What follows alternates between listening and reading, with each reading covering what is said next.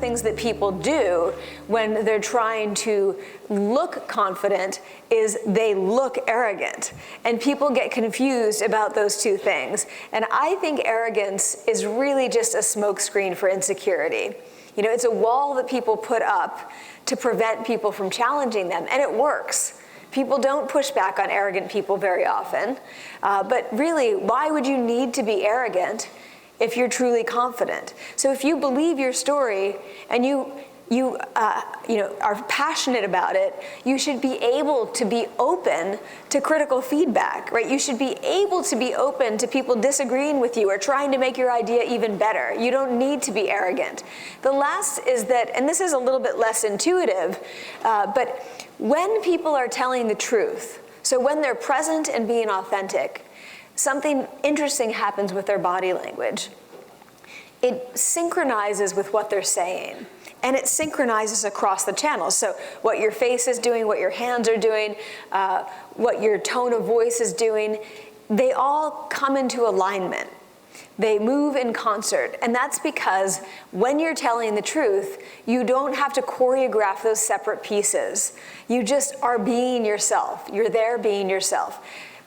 The best way to tell if somebody's lying is to look for these asynchronies. So when you're telling a lie, or being inauthentic, you're suppressing one story, you're telling another story, you're managing the emotions that go with both, and also the conflict that you feel about lying. And you're trying to make the words make sense and do all these other things. And we don't have the cognitive bandwidth to do that. And so it leaks out.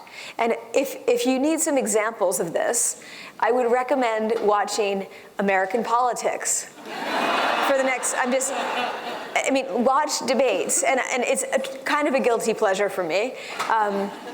Because it's actually kind of a terrifying situation that we're in at the moment. But watch the debates and just look for these asynchronies. You know, when somebody is using a voice that sounds like it's full of conviction and passion, watch what they're doing with the rest of their body. You know, look for these asynchronies. I think that one of the things that has surprised people about Bernie Sanders, who's sort of this dark horse, certainly doing better than people had expected, is that he didn't seem presidential to people. But I think this idea of presidential is so outdated.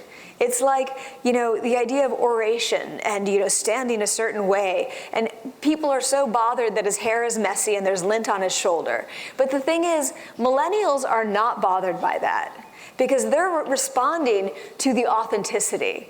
I mean, what you see is authenticity. You see synchrony. It might be awkward and strange, but you see synchrony. And they're not used to seeing that. We're not used to seeing it, and we don't know what to do with it.